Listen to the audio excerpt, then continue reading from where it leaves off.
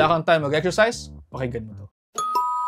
Real talk tayo kapatid, araw-araw mo nang sinasabi na wala kang oras mag-ehersisyo. Pero kapag ka-check mo yung screen time mo, minsan 3, minsan 4, minsan 6, or minsan even 8 oras kang nasa telepono. So ang tanong, wala ka ba talagang oras o hindi mo lamang ito priority? Ito ang painful truth kapatid. Hindi mo kinakailangang maging mayaman sa oras para maging healthy. Kinakailangan mo lamang maging intentional para dito. Kasi kung kinakaya mo mag-scroll ng 1 oras na straight, kaya mo rin sigurong maglakad ng 30 minutes or mag-stretch ng 15 minutes. Pareho lamang naman ang downtime niyan o pareho lamang yung oras na makukuha sa oras mo. Pero magkaiba ng epekto. Scientifically speaking, every minute of movement counts. A simple 20-minute brisk walking can already lower your blood pressure, improve your insulin sensitivity, at pwede pang tumaas ang serotonin levels mo. Ibig sabihin, less stress, better mood.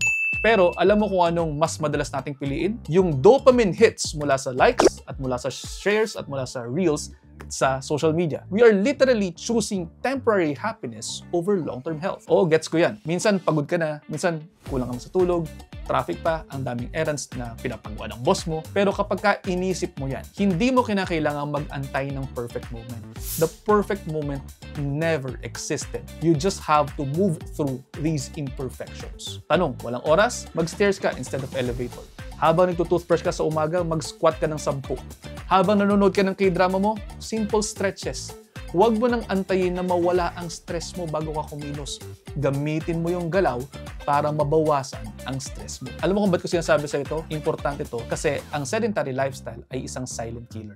Mas babagal ang metabolismo, mas tataas ang risk ng diabetes, at mas mabilis sumakit ang likod mo, ang balikat mo, ang leeg mo, ang ulo mo. Lahat ng yan dahil hindi ka lamang gumagalaw. Tandaan po natin na movement is medicine. Pero kung ang gamot mo araw-araw ay ang scrolling lamang ng daliri mo, paano gagaling yung katawan mo? Daliri mo lang gumagalaw. Try mo to bukas. Instead of opening your social media first thing in the morning, set a 15-minute timer. Mag-stretch ka, mag-jumping jacks ka, maglakad ka habang nagkakape ka. Pagkatapos, saka mo buksan yung TikTok mo. Promise ko sa iyo yan, iba ang pakaramdam kapag katawan mo muna ang pinasaya mo bago ang algorithm. Hindi mo kinakailangan ng perfect plan. It never existed. Ang kinakailangan mo lamang unang hakbang. Kasi the hardest part is always the start. Pero once you do, everything else will follow. So this week, tanungin mo sarili mo, am I scrolling away my health? Kung oo, baka panahon na mag-shift ka from scrolling to moving.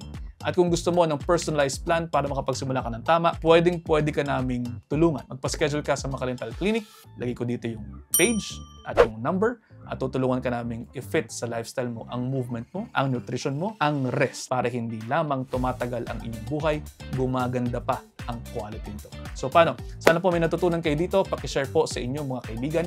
Baka sakaling mas marami pa tayo matulungan. See you ulit sa episode.